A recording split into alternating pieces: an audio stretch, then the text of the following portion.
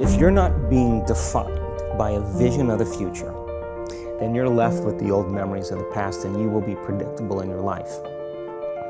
And if you wake up in the morning and you're not being defined by a vision in the future, as you see the same people and you go to the same places and you do the exact same thing at the exact same time, it's no longer that your personality is creating your personal reality. Now your personal reality is affecting or creating your personality. Your environment is really controlling how you think and feel unconsciously. Because every person, everything, every place, every experience has a neurological network in your brain. Every experience that you have with every person produces an emotion. So some people will use their boss to reaffirm their addiction to judgment. They'll use their enemy to reaffirm their addiction to hatred.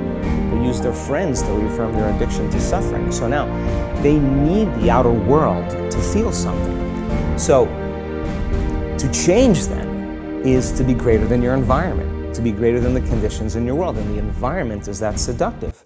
So then why is meditation the tool? Well, let's sit down, let's close our eyes.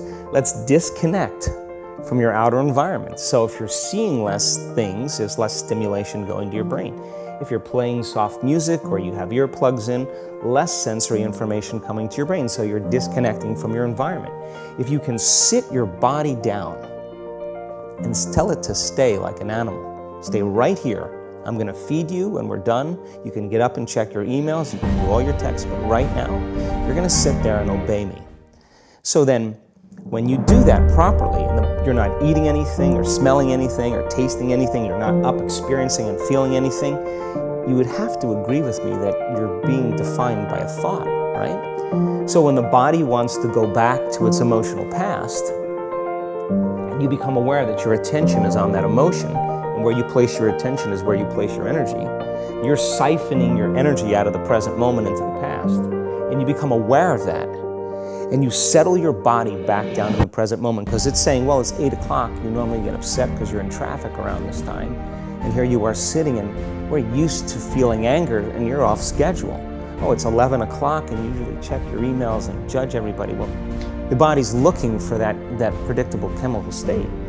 Every time you become aware that you're doing that, and your body is craving those emotions, and you settle it back down into the present moment, you're telling the body, it's no longer the mind, that you're the mind, and now your will is getting greater than the program. And if you keep doing this over and over again, over and over again, over and over again, just like training a stallion or a dog, it's just going to say, I'm going to sit. And the moment that happens, the body's no longer the mind. When it finally surrenders, there's a liberation of energy.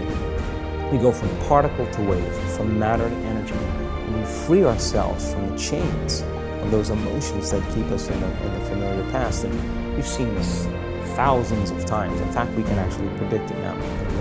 Yeah, we